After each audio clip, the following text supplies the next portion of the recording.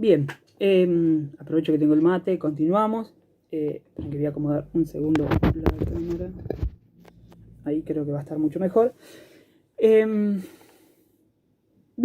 esta segunda parte que tiene que ver con la antesala de lo que vamos a plantear con la performance y de lo que va a ser posteriormente, esta pedagogía corporante que di nombre así, pero sobre todo también la idea de investigación performática o de performance. Esta es una gran discusión, charlaremos en el otro video sobre la idea de performatividad, si es performance o no, esto viene después. Por lo pronto ahora el contexto, digamos, en qué problema estamos o cuál es el diagnóstico de época, podríamos decir. Y lo primero que en estos años yo lo que vengo trabajando, algo que por ahí quizás no dije al principio, yo soy docente de filosofía, entre otras artes, que fui coleccionando durante estos años, una maestría en estéticas contemporáneas y una especialización en epistemologías del sur, demás y demás, pero también mucho recorrido o tratar de ir pensando colectivamente en cada encuentro, ¿no? Y del diagnóstico más o menos que epocal en el cual venimos, yo a eso lo he llamado la biopolítica estética. Biopolítica es un término que empezó a utilizar, o entre comillas, empezó a popularizar un poco más los estudios de Michel Foucault. Después daremos cuenta de que varios otros autores han tomado esa línea de investigación y la han seguido. A mí lo que me interesa es remarcar esta condición estética fundamentalmente, porque acá la estética no va a tener que ver con una disciplina filosófica, sino puesta ahí en juego se podría traducir como una biopolítica de las sensibilidades, o lo que podría ser una especie de colonialidad de las sensibilidades, ¿no? Lo que podríamos llegar a llamar el sistema capitalístico, que es un término guattarí, necroliberal, patriarcal y capacitista, sexista y clasista, son todas categorías que van abriendo una amplitud de formas de intervención del sistema, de los diversos sistemas mutantes que van plegando las formas de dominación, las formas de jerarquización y demás. Hay un punto clave que tiene que ver con que estos dispositivos que se pliegan, la biopolítica estética, me gustaría plantearla como con diversos dispositivos, ¿no? Pensando el dispositivo como algo que, para decirlo de manera muy simple, es algo que hace funcionar permanentemente algo. A mí me gusta decirle prótesis existenciales, ya veremos esa idea, pero hay algo que esto lo plantea Paul Pelbart, un filósofo amigo de Leciano, de Brasil. Peter Pelbart plantea esta idea de que hay una especie de, en la biopolítica contemporánea, un debilitamiento de la vida, ¿no? Como una despotenciación, pero a su vez en esa anestesia permanente de los sistemas, sea desde la alimentación, desde las percepciones, de la forma de vincularnos, etcétera, etcétera, lo que hay es una incitación permanente a desear, ¿no? Estoy en este momento escribiendo un artículo donde la biopolítica estética la estoy definiendo particularmente como el deseo de desear el deseo, ¿no?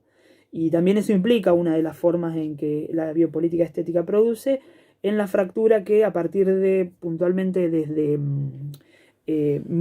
principios de la década del 70 aproximadamente, mutó el capitalismo e interviene, y esto es parte de la idea de biopolítica estética, interviene molecularmente en nuestras formas constitutivas desde nuestra corporalidad, es decir, interviniendo en nuestras moléculas, interviniendo nuestro ADN, interviniendo también, y por tanto, nuestra alma o nuestro alma, que esto es algo que se va a marcar muy fuertemente a partir de los dichos de Margaret Thatcher, que no es solamente una cuestión económica, sino que vamos por el alma. Y que Franco Bifo, en un libro que da la casualidad que lo tengo, no da la casualidad, pero sí que lo tengo, acá, que se llama El trabajo del alma. Este es un gran libro de Franco Bifo, no tan citado, porque habitualmente no se citan todos los libros, pero ese libro es muy interesante para trabajar cómo se captura el alma, y algo a lo que Deleuze en su momento decía, ¿no? No se trata tanto del cuerpo, vamos a tener que ir a... no se trata de salvar el alma, dice, hay que ir a conquistar esa condición vibrátil, sensible y sobre todo combativa, dice, del alma.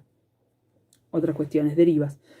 A mí lo que me interesa, para no irme muy lejos con esto, es que estos dispositivos de sensibilidad que Que bueno, un poco Bifo lo había mencionado, Luis lo había mencionado a partir de Bifo, esta idea de concatenación, ¿no? Que tiene que ver con lo vibrátil. También Bifo dice conexión, ¿no? Hay una conexión de la vibración, de la sensibilidad que se da en lo viviente, yo voy a llamar viviente esto en breve, y a contrapelo hay una captura permanente de una conjunción o sintética o sintáctica, por decirlo así, sintética digo por cómo son las cosas sintéticas de plástico, donde el aceleramiento hace que, el aceleramiento de las relaciones hace que no podamos profundizar en esta especie de experiencia sensible, amplia, compleja, casi diría de la opacidad, que implica una, ¿cómo decirlo? Una experiencia estética, ¿no? Que esto en parte es lo que plantearía como estética Bifo. Él dice en algún sentido que ese planteo tiene que ver con cómo dice creación sensible de mundo, ¿no? La estética como creación sensible de mundo, y que los dispositivos varios, esa madeja resonante o prótesis existenciales, que calman, que seducen, que adormecen a su vez, pero que también incitan y empoderan, ¿no? Es decir, vamos a decirlo de esta manera, lo que hace permanentemente la biopolítica estética es producir sensibilidades, nos produce sensibilidades, obviamente con un fin específico que es la producción de capital. Por eso los dispositivos, yo no los simplemente los voy a mencionar en alguna otra exposición, en alguna charla, quien les guste me avisa, les mando material.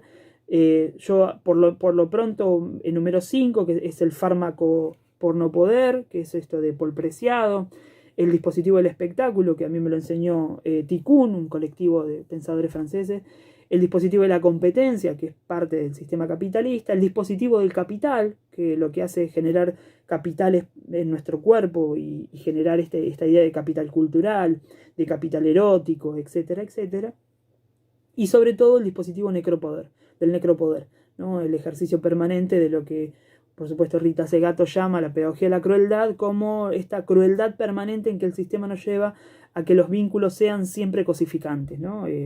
Adormecidos y utilitarios, se podría decir. Ahora, toda esta producción, y ahí voy con algo muy concreto, implica la O del cuerpo. O sea, yo llamo cuerpo con O y cuerpo con X para hacer una distinción de cómo son organizadas las sensibilidades.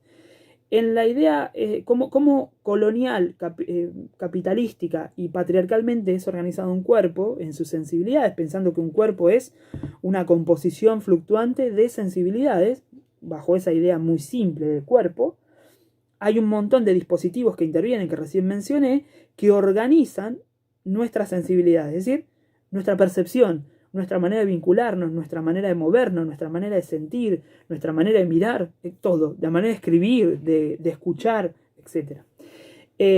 Esto que además Silvia Federici en El Calibán y la Bruja, un maravilloso libro, dice, lo primero que creó, la primera máquina que crea el capitalismo es el cuerpo, ¿no?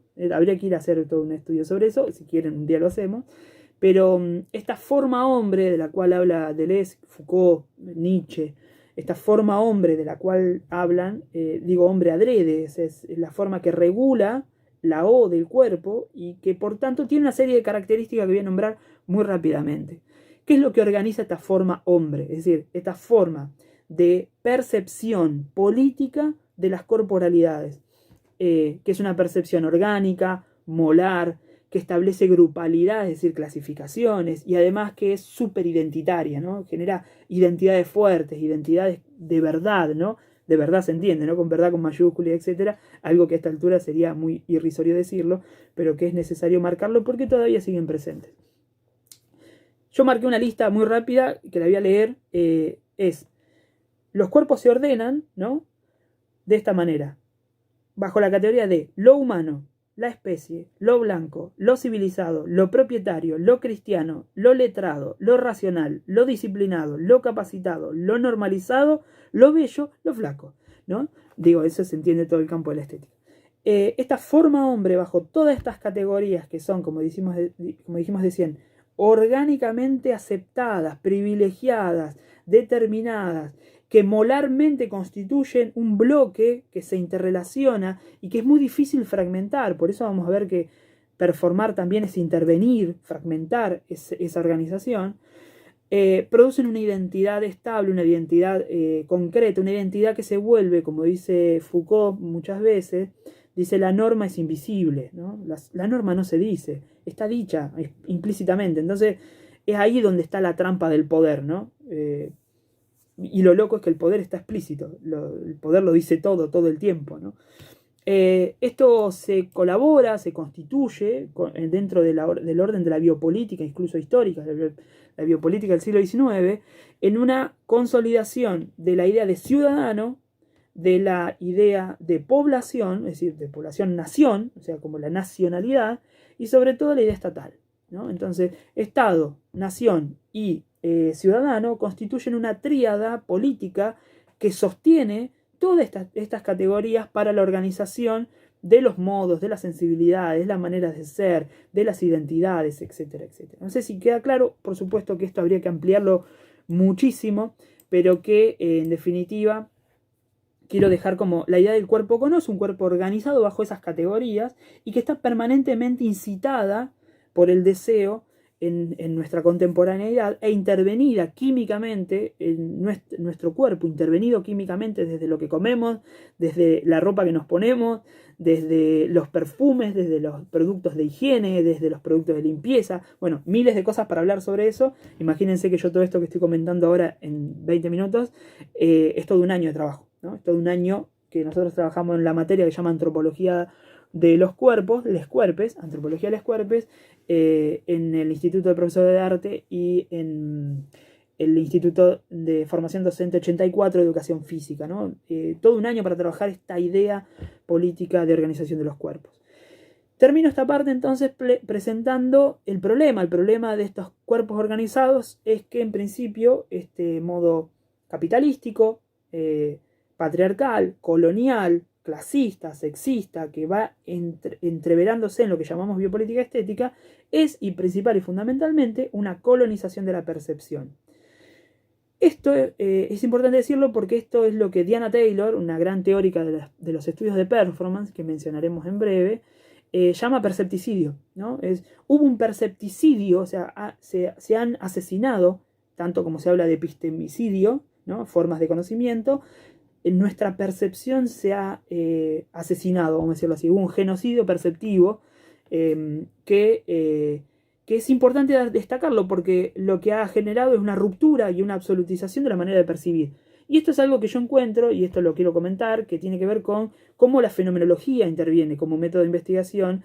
Muchas veces es interpretada desde esta percepción, ¿no? Como una de las grandes críticas a la fenomenología, pienso desde Guattari, desde Deleuze, desde Derrida en algunos aspectos, pero sobre todo como composición de una percepción que es de antemano, casi diría impersonal, ¿no? Como que no estaría situada, sino que es una que así percibe la humanidad, dice, ¿no? Así percibe el hombre, dice. Entonces voy a decir, bueno, eso es muy fuerte para pensarlo, pero que a mí me interesa pensar esa percepción, como lo pensaba incluso en Riverson, ¿no? En Riverson decía algo maravilloso en Materia y Memoria, un texto de 1895, si mal no recuerdo, 1895, Materia y Memoria, decía en la página 61 de la edición de Cactus, estoy citando de memoria, perdón, dice que toda percepción es una pregunta. Entonces cada vez que percibimos algo, algo nos pregunta eso.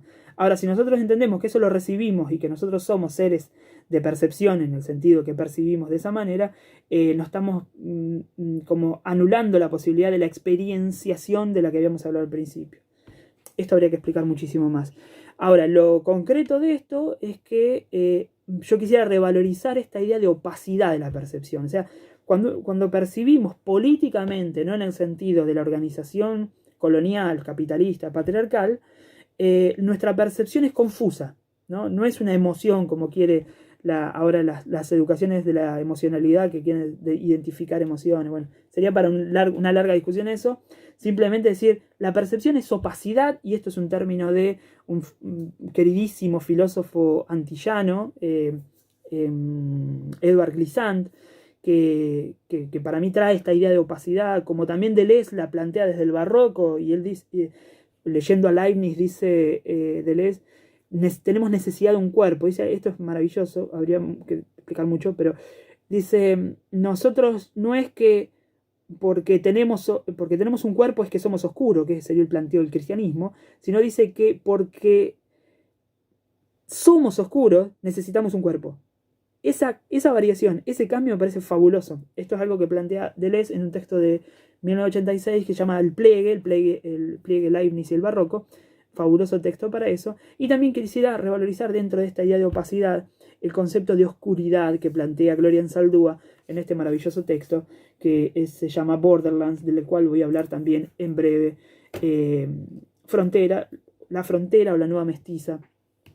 También hay algo de la opacidad en la idea de Cheje de Silvia Rivera Cusicanqui, que también podríamos entrarle a eso.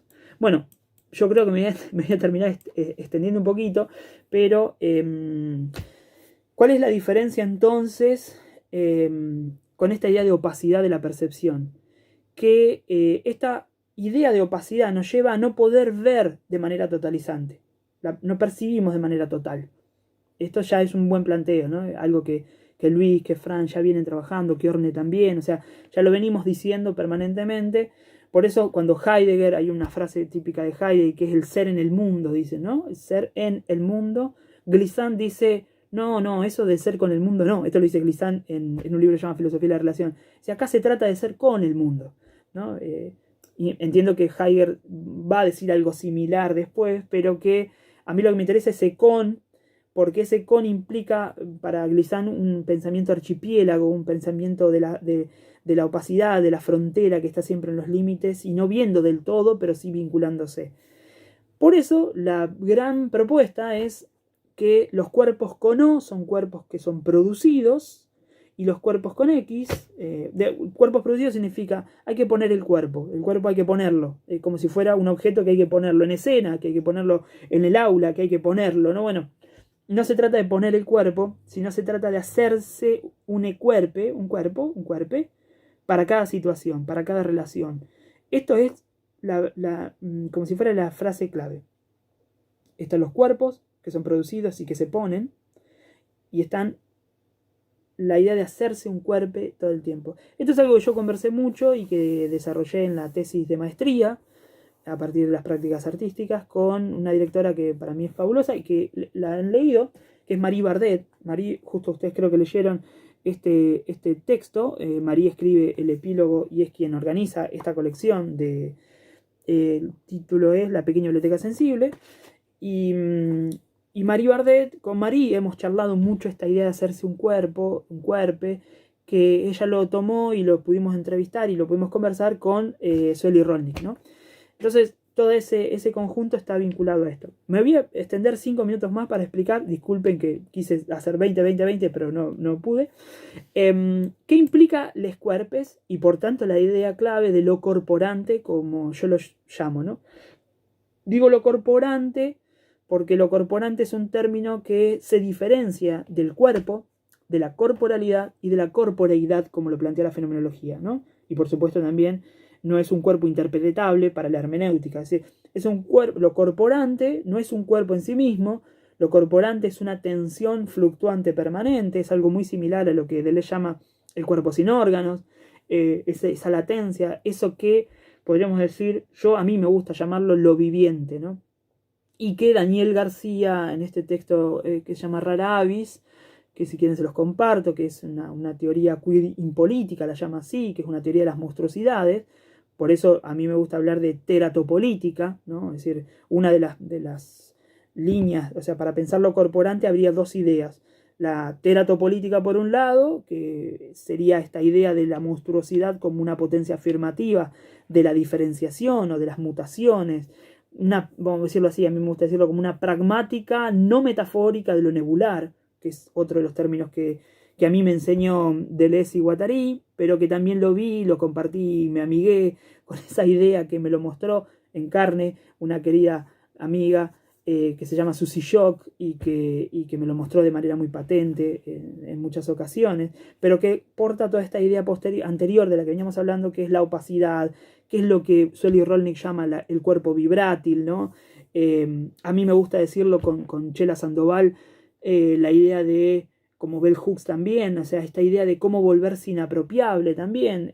Todo eso implica lo corporante, y cómo en algún sentido es un ejercicio permanente de monstruarse, de monstrificarse, y esto no tiene que ver con una especie, esto sí es súper importante, no tiene que ver con una cuestión de coquetería o de, vamos a llamarlo así, de me disfrazo para parecer, tiene que ver con una necesidad, hay una necesidad profunda, vital, se nos juega la vida en esta práctica, lo corporante es algo que a nosotros nos da vida, por eso lo llamo lo corporante en ese sentido, desde dentro de la teratopolítica, la idea de lo viviente, ¿no? Lo viviente es eso latente, lo viviente es eso que todavía no está organizado como vida o como especie, así como lo ha planteado la biopolítica en el siglo XIX y como la biopolítica estética hoy lo plantea como un cuerpo capital, un cuerpo organizado de manera competitiva, etcétera, etcétera. Por eso creo que es un contracuerpo, ¿no? Finalmente, y quisiera terminar con estos puntos así rápido, disculpen la velocidad, podrán, imagino que al estar grabado, volver, también entiendo que esto, si lo hubiésemos conversado en 2 horas, hubiese estado mucho más interesante la conversa ida y vuelta con todo esto, ¿no?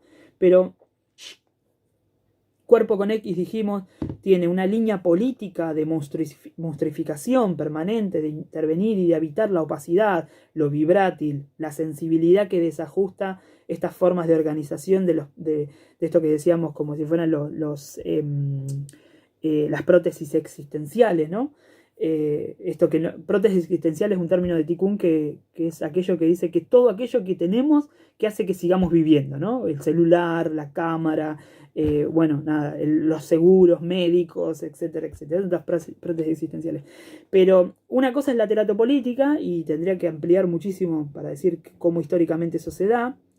Y para mí, Cuerpes con X, la X, que es el entrecruzamiento, que es lo que Gloria Saldúa llamó la encrucijada, ¿no? Ese entrecruzamiento de heterogeneidades, así me interesa, porque Deleuze lo llama así, yo lo llamo el proceso de heterogénesis autopoética. Insisto, esta idea de heterogénesis autopoética es un término que vengo elaborando desde el 2012 en la cátedra de Antropología de los Cuerpos, y venimos año a año trabajando con los grupos esta idea, y que por supuesto en la interacción, en las intervenciones ha ido mutando, ha ido cambiando, y esto fue lo maravilloso, porque por eso también hacemos investigación autoetnográfica y autobiográfica cada vez que nos intervenimos con estos conceptos. Para resumir esta idea, ¿qué sería el proceso de heterogénesis autopoética? Heterogénesis es una especie, lo voy a decir de manera casi literal, es una gestación permanente en el vínculo con lo heterogéneo. Y esto sí es muy importante, porque lo plural, esta idea de estas ontologías relacionales, de flujos, esta idea de que cambia la ontología a nivel postcualitativo, esta ontología plural de flujos, que es inmanente, que no hay trascendencias, que no hay algo afuera, y que está todo en conexión y fluctuándose, entonces requiere, para poder situarse, un proceso mínimo de composición de heterogéneo, es decir, de lo diverso, y que a eso quizás autores como, no sé, pienso Arturo Escobar y Marisol de la Cadena y demás, todos quienes se dedican a las ontologías relacionales, van a hablar de pluriverso, ¿no? Pero ese pluriverso no sería una especie coqueta, vamos a decirlo así, como si fuera, no, porque todo vale, o quizás tal vez, como la idea de diversidad o de multiculturalismo de los 90 y demás. O sea, no estamos hablando de esa diversidad totalmente despolitizada, sino que esa diversidad está permanentemente intervenida por predaciones.